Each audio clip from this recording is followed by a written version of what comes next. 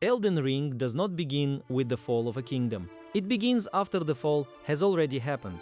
By the time the Tarnished arrives, the gods have failed, the demigods have turned their power into obsession, grief, hunger, and madness, and the lands between is still standing only because no one has truly decided what should replace the order that broke. Before the player ever touches the story, the lands between exists as a sacred realm shaped by divine rule. It is a place where politics, faith, bloodline, and cosmic law are all tied together. The tragedy of Elden Ring works because this world was not empty chaos first. It was a functioning order, and that is what makes its ruin feel so complete. At the top of that order stands the Greater Will, an outer god whose presence defines what law and legitimacy even mean in this world. It does not rule like a king with a sword. It rules by making a system that tells everyone what life, death, grace, and authority are supposed to be. Elden Ring is about the cost of living inside that system. The Elden Ring is not just a treasure waiting at the end of the game. It is the structure of order itself. It is the thing that gives the Golden Order its logic and gives the world its rules. When characters fight over the ring, they are not only fighting over power. They are fighting over what reality should look like. The Erdtree is the visible heart of that order.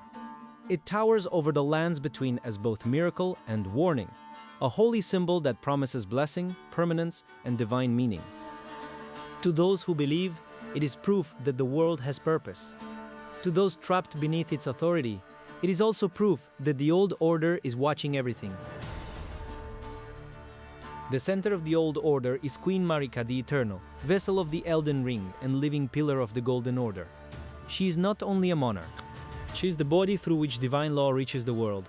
That is why everything becomes unstable when Marika turns against the system she was chosen to uphold. Before the world decays into stalemate, Marika builds an age of conquest with Godfrey, her first consort. He becomes the first Elden Lord, a warrior king who wins the realm by force. The Golden Order is not born as pure peace. It is built through violence and then sanctified afterward, which matters because Elden Ring never lets the player forget how power is founded. When Godfrey and his warriors lose the grace that once guided them, they are exiled. They become the Tarnished, people stripped of status and sent away from the center of power. That exile is not a minor detail. It explains why the player enters the story as both outsider and potential heir. The Old Order threw the Tarnished away and later begs for them back. The Golden Order offers a vision of harmony, immortality, and divine legitimacy. It gives the world a shape, and for many people that shape feels sacred. But it also demands obedience. Its peace is built on exclusion, hierarchy, and control over what counts as proper life.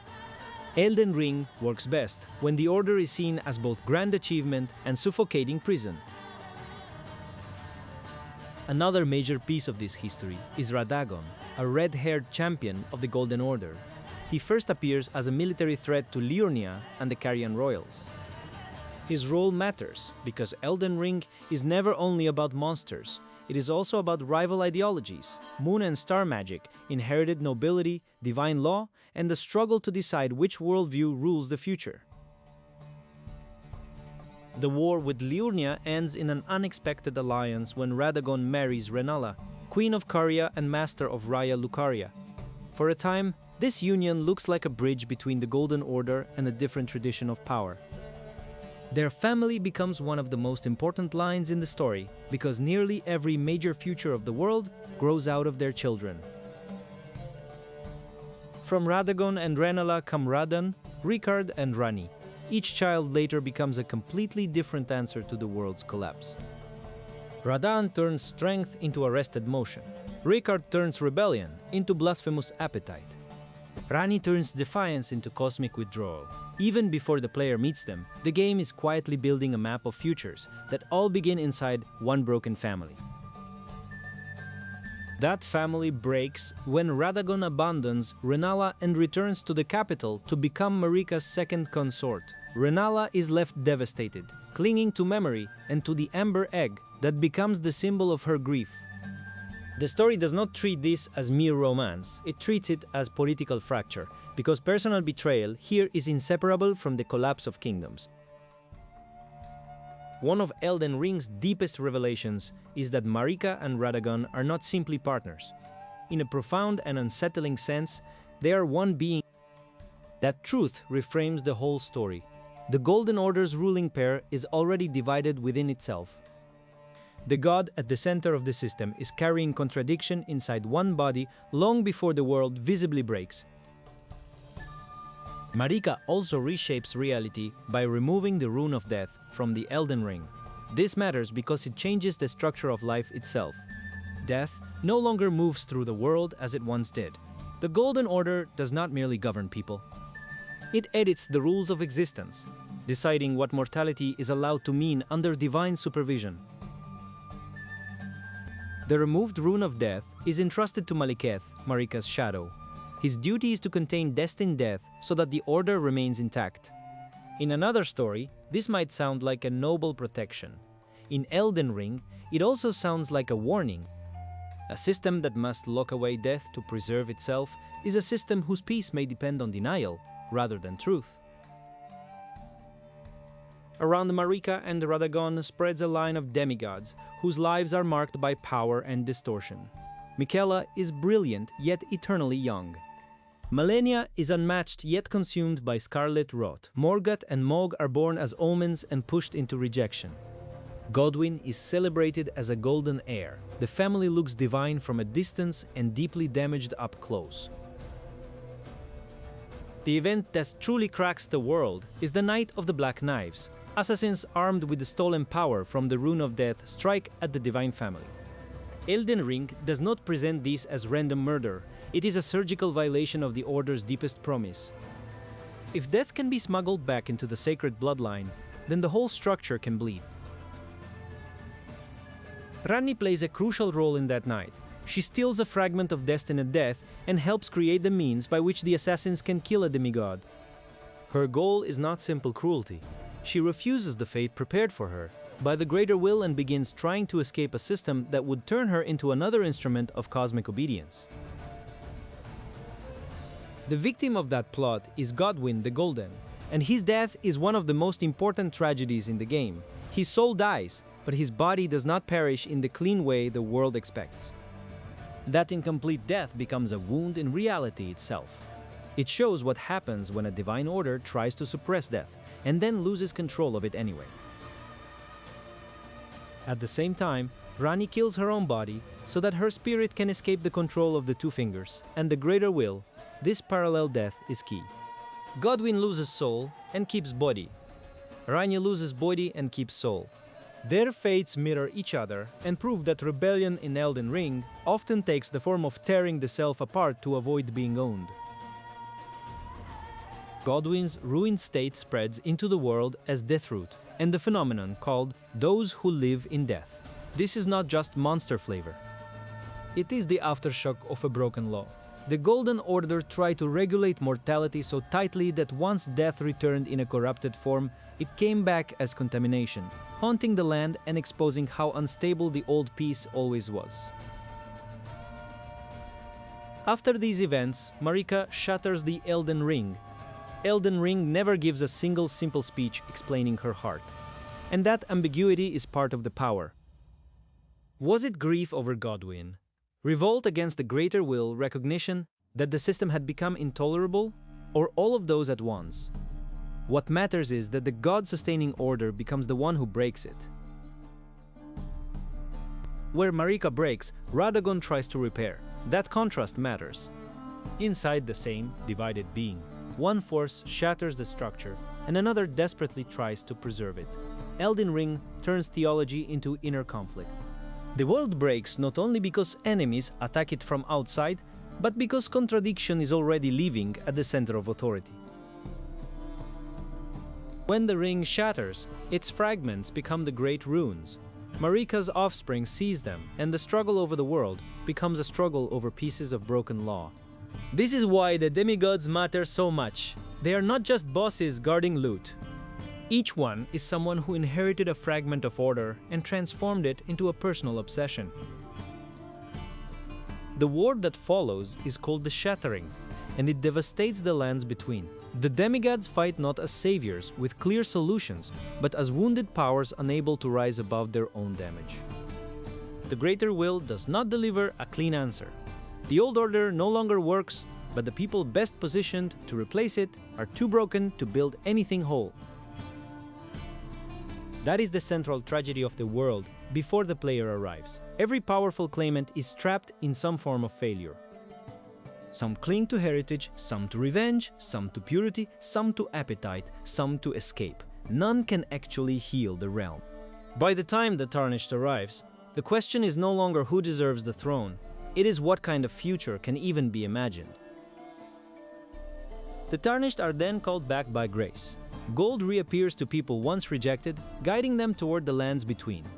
This summons is not a gesture of forgiveness. It is the desperation of a system that cannot repair itself. The old order now needs the very exiles it once discarded, because all its divine heirs have already proved unable to finish the story. The player character steps into this history as a Tarnished, which means entering late. You do not witness the Golden Age, the family at peace, or a living kingdom worth simply restoring. You inherit debris. That perspective matters because Elden Ring is about interpretation. You are not restoring a healthy world. You are deciding what to do with a world already broken by its rulers. Very early, Malenia approaches the Tarnished and offers an accord. She gives the player direction, the ability to convert runes into strength and access to Torrent. But Malenia is more than a tutorial guide. She is a quiet representative of the story's deeper question. If the Erdtree must be reached, what sacrifice will that journey demand, and who has already been shaped to pay it? Torrent and the freedom of the open world reinforce the game's structure. The Tarnished is not being marched through a straight chain of levels. They are being set loose in a shattered land filled with remnants of lost ambitions. That openness is not only gameplay design, it mirrors the story idea that once order fails, the future stops being predetermined and becomes contested. The Roundtable Hold functions like a fading memory of community. Here, Tarnished, advisors, and survivors gather around the mission of restoring order. Yet the place feels haunted from the start. Instead of confidence, it offers uncertainty. Even its inhabitants feel like people lingering after an age has ended. The Hold is not a headquarters of triumph. It is a waiting room for history's leftovers. At the Round Table, the Tarnished is told to follow the guidance of the Two Fingers, servants of the Greater Will. They frame the quest in familiar heroic terms: gather great runes, approach the Erdtree, become Elden Lord. But the further the story goes, the more suspicious that simple mission becomes. The supposed path to salvation may only be another version of obedience. The first major ruler the player confronts is Godrick the Grafted at Stormveil Castle.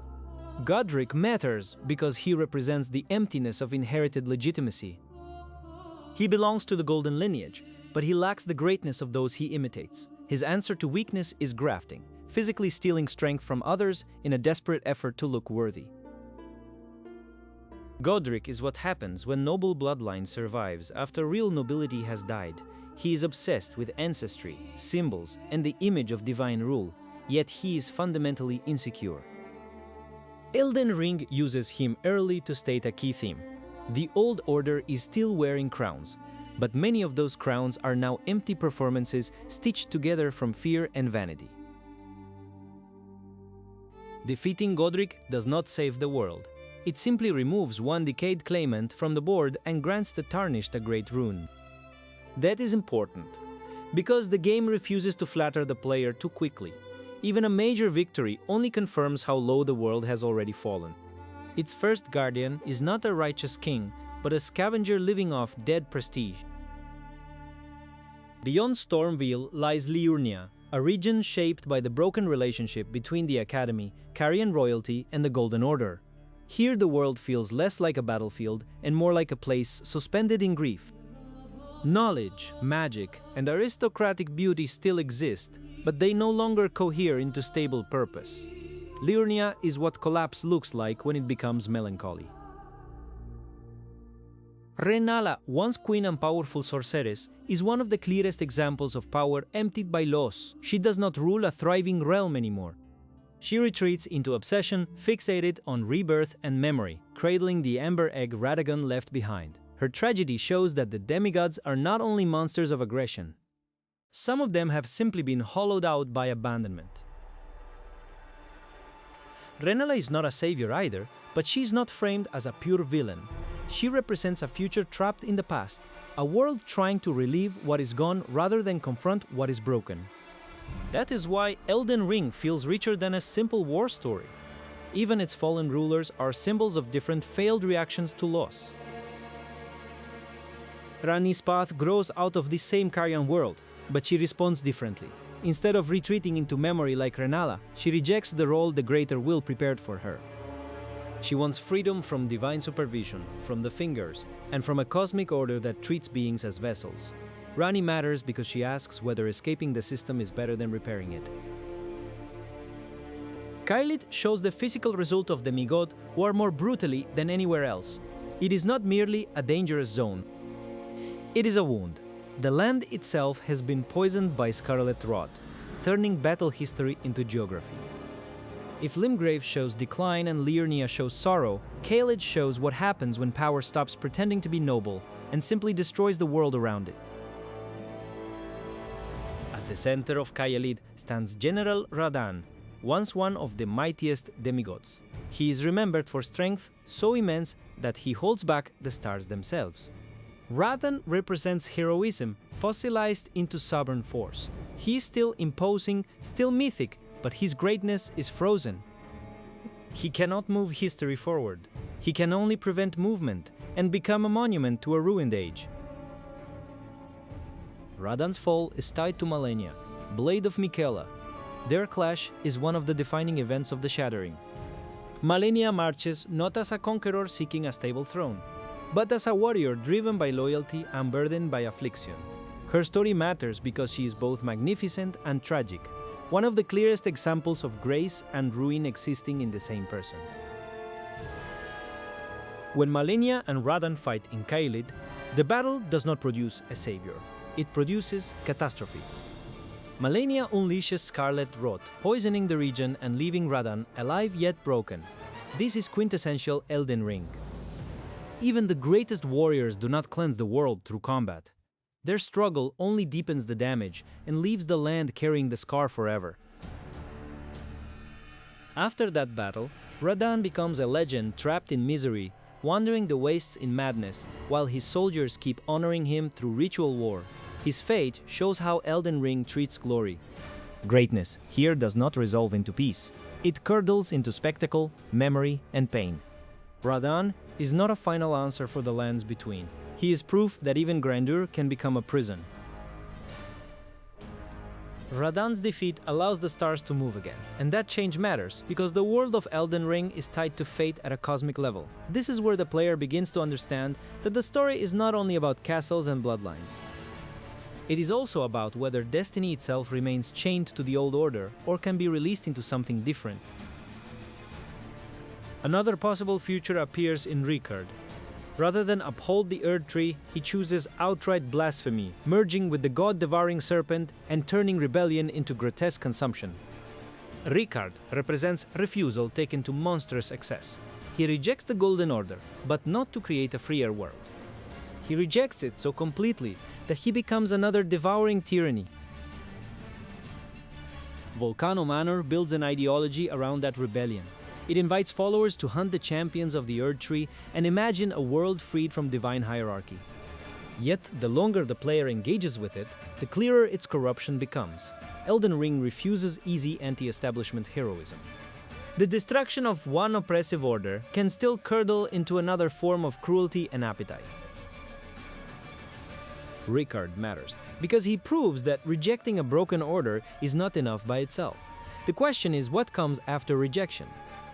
In his case, the answer is hunger without limit, a politics of devouring, that makes him another failed ending in human form. He opposes the system, but cannot imagine a future beyond becoming his own monstrous system. Eventually, the Tarnished reaches the Altus Plateau and the royal capital of Leyndell, where the Old Order still maintains its most impressive shell. The city remains majestic, but majesty is not health. Leyndell is what a dead center looks like when ritual and architecture keep pretending that history has not already moved past the people in charge. Morgott is the ruler who most clearly embodies loyalty to the Golden Order despite being rejected by it. Born an omen and denied full acceptance, he still devotes himself to defending the Erdtree and the capital. That contradiction is why he matters. Morgott loves an order that never truly loved him back, and his tragedy gives the old world one of its most human faces. Morgott is not the savior of the lands between. He is the purest guardian of a dying system. His strength and sincerity are real, but they only preserve a broken order that cannot heal itself. Elden Ring uses him to show that loyalty can be noble and still be trapped. Even the best defender of the old law cannot turn that law back into life. Morgott's twin, Mohg, represents a completely different corruption. Hidden beneath the world and obsessed with forbidden blood, he does not defend the old order at all.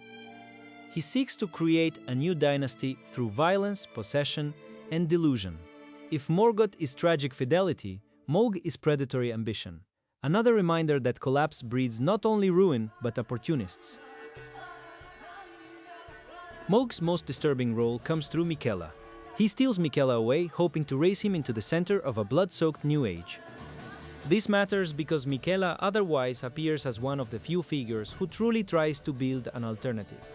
Mohg does not create hope, he parasitizes it, proving once again that every possible future in this world comes with a predator attached.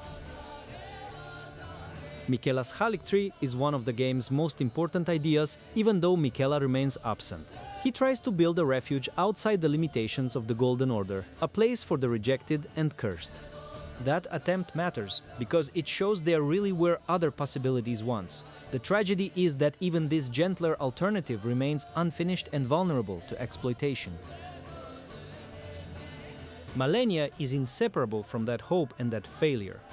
She is defined by loyalty to Miquella, by unmatched martial skill, and by the rot eating her from within.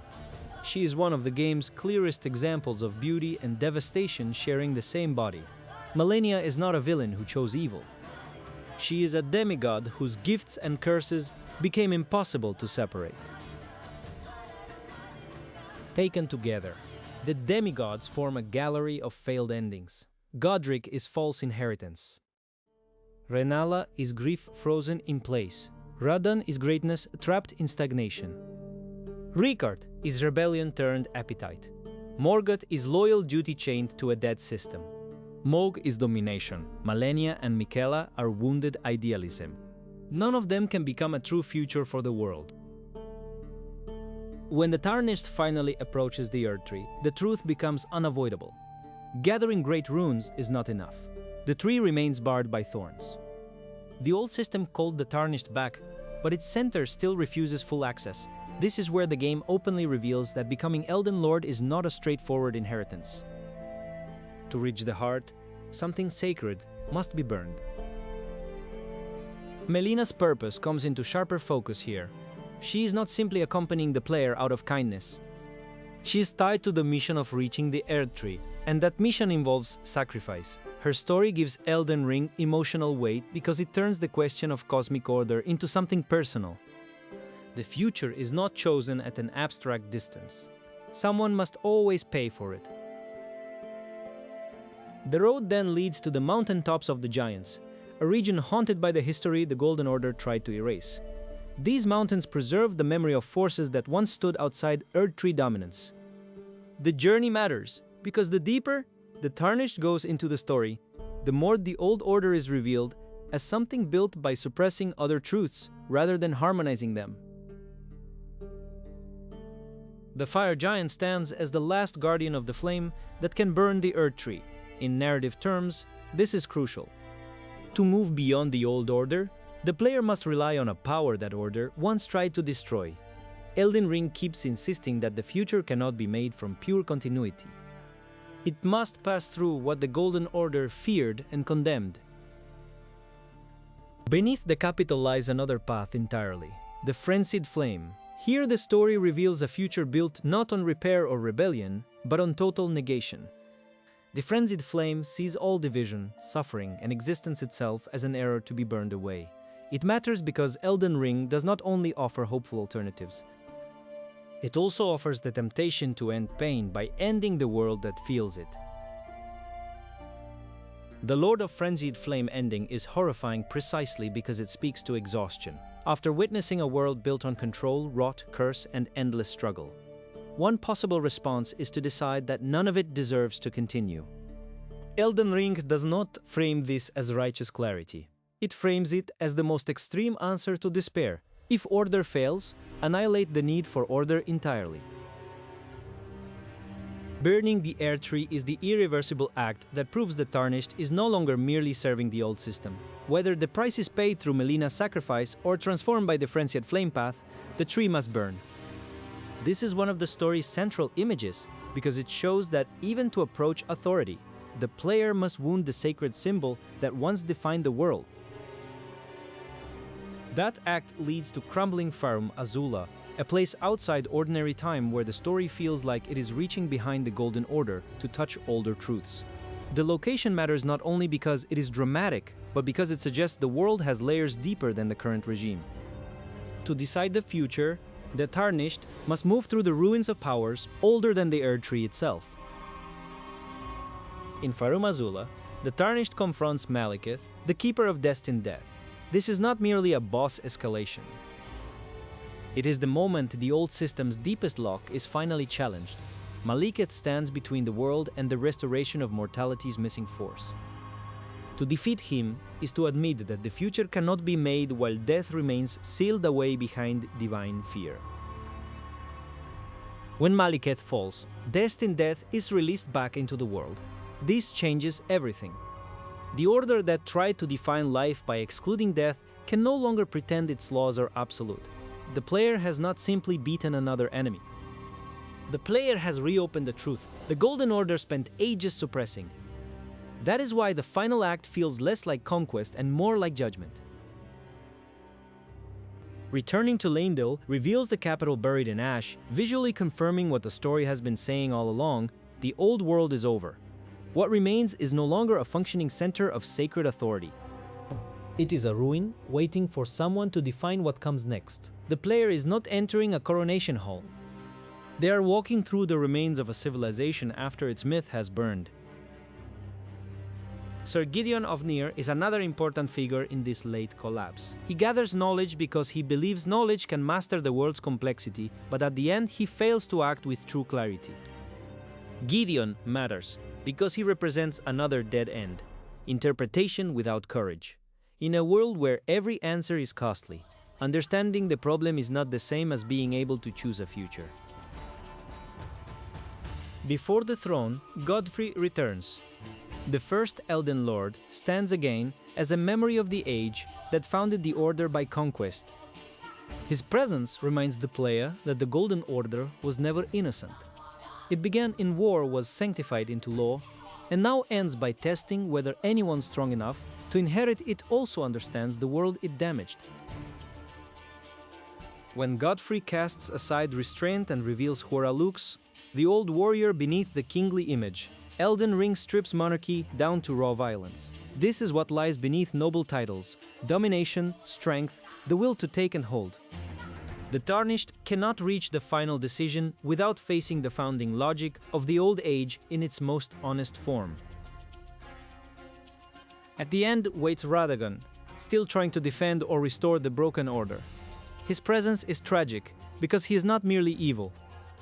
He is the part of the system that still believes repair is possible.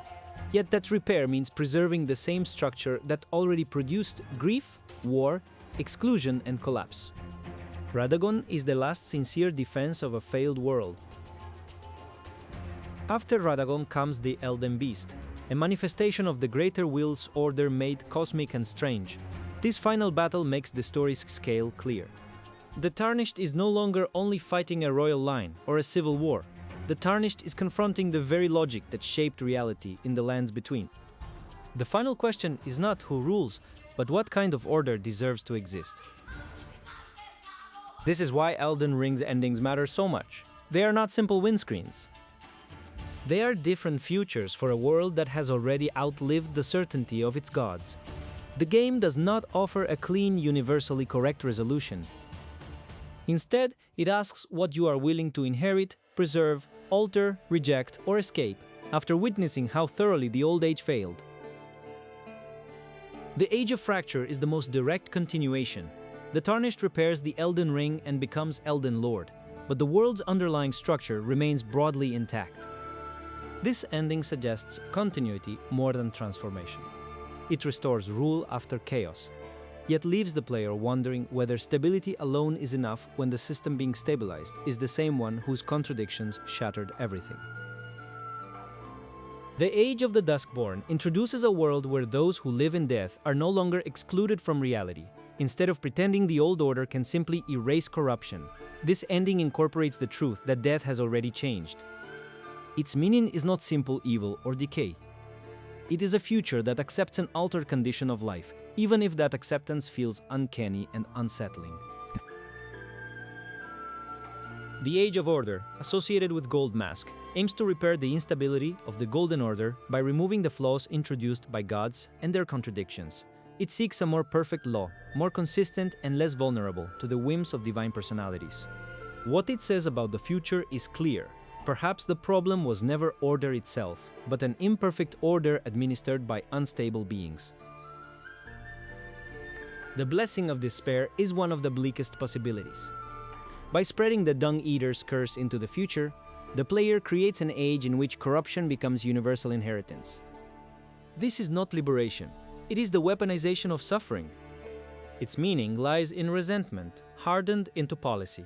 A vision where the answer to a broken world is to ensure that brokenness becomes everyone's destiny.